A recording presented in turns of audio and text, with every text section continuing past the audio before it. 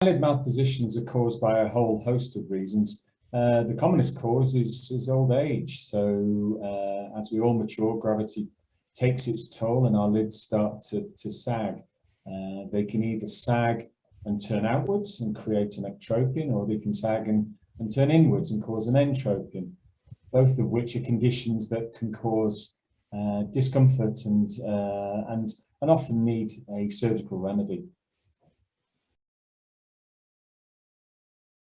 Symptoms of an eyelid malposition depend on whether or not the upper or the lower lid is involved. If the upper lid is involved, it may well be that it's become droopy, and so as a result your vision may become blurred, or you notice that your peripheral vision has been obscured. If it's the lower lid, it can either be due to an entropion or an ectropion. So if it was an entropion, the lid is turning inwards and the lashes that should be turning outwards are actually rubbing your eye. And in that case, you'd experience a foreign body sensation or discomfort. On the other hand, if the lid is turning outwards with an ectropion, the most common symptom would be that of a watery eye. The lower lid acts as a gutter and collects the tears to transport it to the outflow system where the tears escape down the lacrimal system. If the lid itself is turning outwards, the gutter becomes inefficient and the tears don't get collected in the point where they need to, and as a consequence they well up, and often the patient will complain of a watery eye. Often the tears dribble over at the lateral aspect of the lid, and they can often cause irritation to the skin in that area.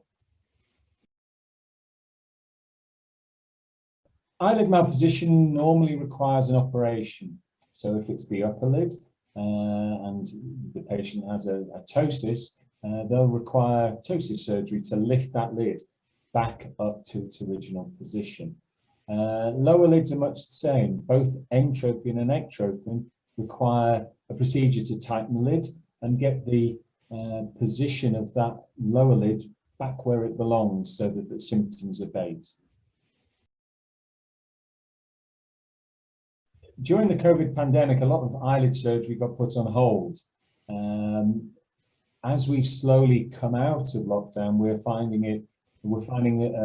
getting increased opportunities to operate on eyelids, both upper and lower lids. I think the group that have maintained their priority during all of this is patients with entropion, where the eyelashes are turning inwards and rubbing the eye.